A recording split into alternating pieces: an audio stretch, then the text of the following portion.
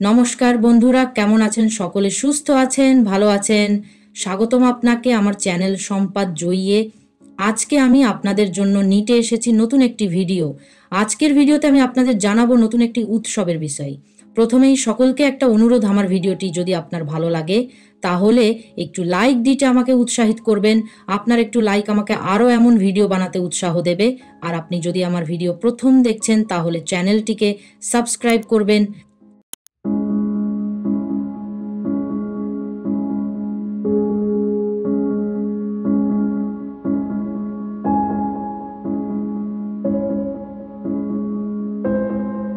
শুভ সকাল, সম্মানিত অতিথিবৃন্দ, প্রিয় শিক্ষক, ছাত্রছাত্রী এবং আমাদের সমাজের শ্রমিকবৃন্দ।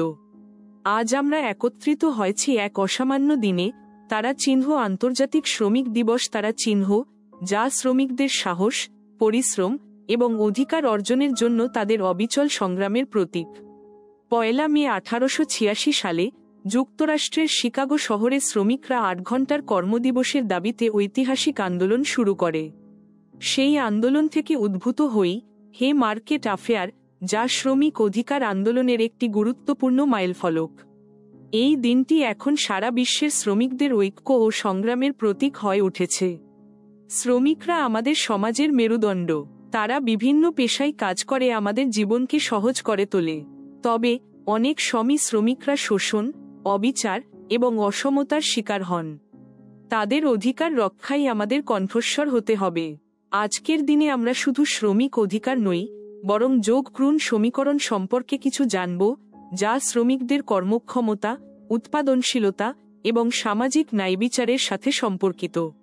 যোগ ক্রুণ সমীকরণ অর্থাৎ যোগ সাম শ্রমিকদের প্রচেষ্টা, পরিশ্রম এবং অবদানের সমষ্টি।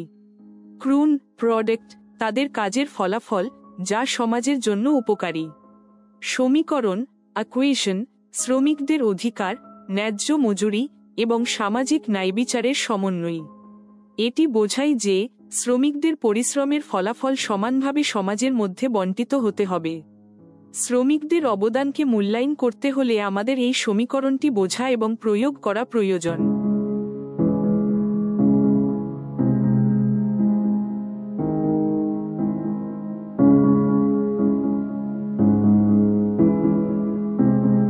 আজকের এই দিনে আমরা প্রতিজ্ঞা করি, শ্রমিকদের অধিকার, মর্যাদা এবং সমান সুযোগ নিশ্চিত করতে আমরা একসাথে কাজ করব।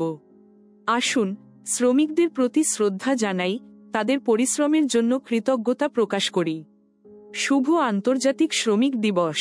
ধন্যবাদ।